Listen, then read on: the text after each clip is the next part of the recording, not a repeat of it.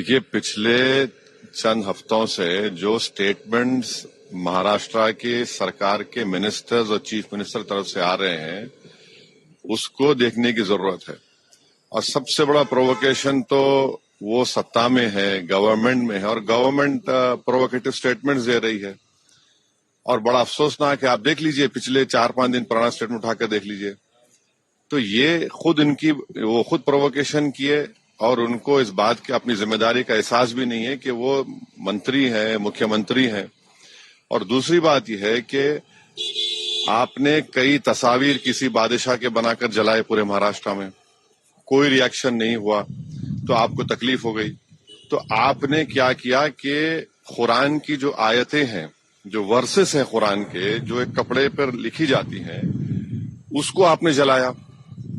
और जब ये हरकत हो रही थी तो उसी वक्त जाकर मुकामी वहां के जो मुसलमान और हिंदू लोग थे, जाकर कंप्लेन किए डीसीपी को कि इसको रुकवाइए। देखिए, ये जो कपड़ा है जिसपे कुरान करीम के आयतें लिखी हैं, वर्सेस लिखी है, मत करिए। जलाया गया, एक्शन नहीं लिए। उसके बाद शाम में ये सब चीजें हुई। मैं उसका कंडेम करता हूँ वायलेंस का, मगर इसको टोटल देखिए आप कि जो स्टेटमेंट्स एमिनेट हुए हैं, जो स्टेटमेंट दिए गए हैं मिनिस्टर्स की तरफ से, अभी भी दिए जा रहे हैं। भाई, आप रूल ऑफ लॉ को फॉलो करिए ना।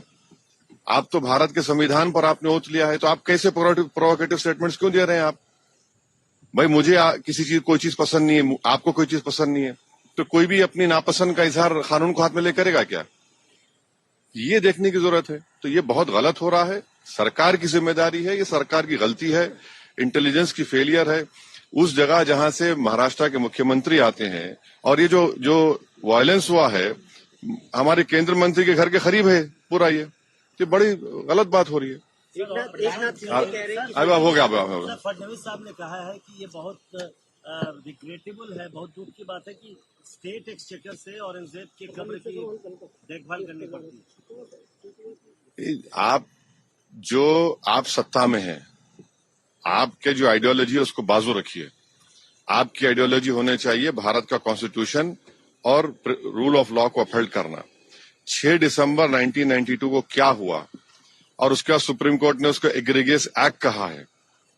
तो आप देख लीजिए, हुकूमत आपकी है, मंत्री आप हैं, रूल ऑफ लॉ आपको फॉलो करना है, और आपको कॉन्स्टिट्यूशन के लिहाज से अपनी हुकूमत चलाना है।